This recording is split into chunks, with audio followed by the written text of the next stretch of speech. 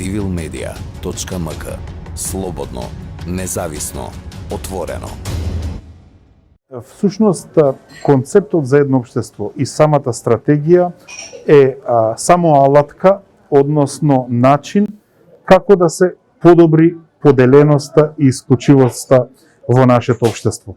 Тоа се факти, тоа се состојби, тоа се процеси кои што се констатирани од низа на наши домашни, меѓународни експерти и институции. Значи, клучните документи при Совет на Европа, при Европската Унија, при Високиот комесаријат за бегалци, при Обединетите нации, значи, сите тие имаат еден заклучок дека Македонија е поделено општество и дека меѓу другото етничката поделеност наспроти сите други е една од најчестите, значи најчеста причина за дискриминација и најчеста причина за стереотипи и недоверба, па и насилство меѓу граѓаните. И сега постојат низ анализи кои што биле направени во 2015, во 2012, имаме обврски од конвенцијата за меѓукултурен диалог од 2005, кои што долг низ години не биле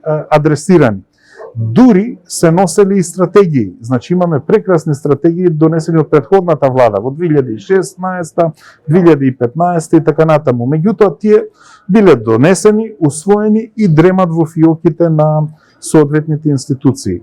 Од тие причини, значи, нас и извештајот на она што го велиме, извештајот на Прибе и извештајот на Европската Унија од 2017 и така натаму, тие ги посочуваа малите прогреси кои што се направени. И затоа оваа влада, затоа што верува во овој концепт, меѓутоа и сакајќи да одговори на тие меѓународни обврски и констатирани состојби, решивме да ја направиме стратегијата и да го креираме концептот, нели, на едно општество за да ја подобриме ситуацијата.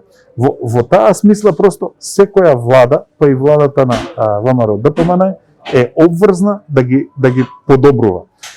Овој концепт е концепт кој што треба да стане поддржан од сите, тоа треба да стане општествен и државен процес. Ние го издигнавме на ниво на висок владин приоритет и тоа беше препознаено од меѓународната заедница, не случајно и амбасадорот Сам Милош Богар и високиот комесар за ние ни дојдоа, значи тоа е висока афирмација на нашиот напор и тоа не е партиска политика. Сакам да кажам дека во таа смисла тој е обврзан и ќе биде обврзан и за другата партија ако таа евентуално ја освои власта, затоа што е добра алатка како да се подобрат односите, а пак велам, во нивно време многу малку се работело заради тоа што се немало политичка волја или затоа што тие терале еден наратив кој што е негативно оценет или неприфатлив во современите политички процеси и домашни, но особено меѓународни.